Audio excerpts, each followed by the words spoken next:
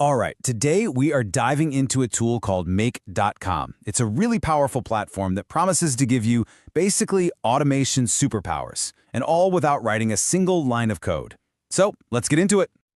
You know the drill, right? We've all been there. A new lead comes in, so you copy their info, you paste it into your spreadsheet, then you open your CRM and paste it in there, then you copy their email to write a new message. It is a total drag. Just this endless cycle of repetitive tasks. But what if all of that could just happen automatically? Well, that's exactly the problem Make is built to solve. Think of it like the universal glue for all your different software. It lets you connect all your apps so you can build these custom workflows that do all that heavy lifting for you.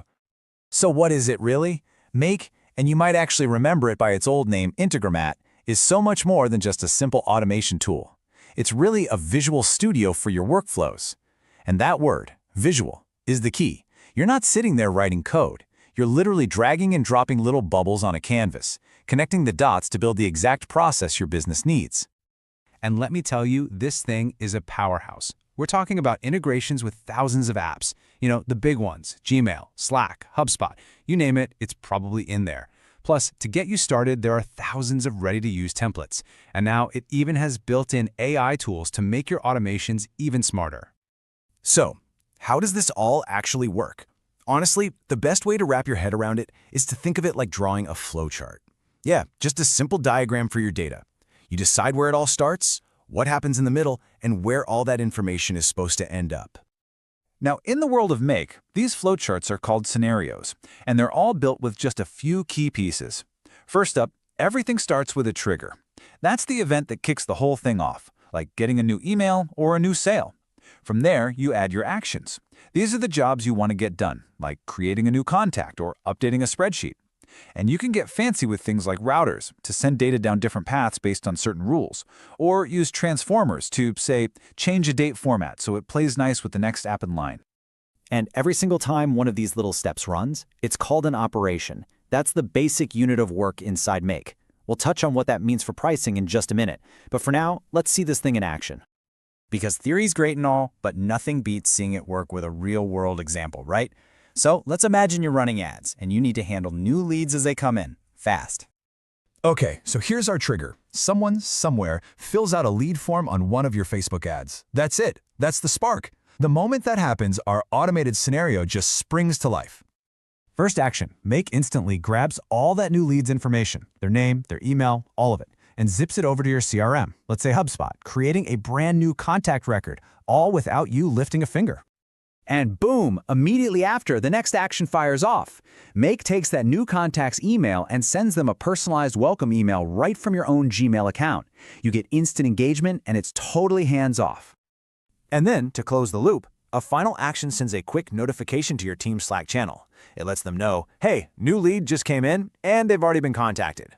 The entire process, from lead to team alert, happens in literally seconds. And this is where it gets really powerful, right? You could use a router, you could add a little rule that says, hey, if this new lead is from a company with over 500 employees, send a special alert directly to the founder. You get to control the entire flow with just incredible precision. So, all this sounds amazing, but the big question is Make the right tool for you? Well, it really comes down to the classic trade-off between power and simplicity. So here's the bottom line. You should probably use Make when you need complex, multi-step workflows, when you need to really massage and transform data between steps, or when you just want that full visual control over the entire process. On the other hand, if you only need super simple automations, like a basic if this, then that, then some other tools might feel a bit easier to get started with. Make really shines when things get complicated.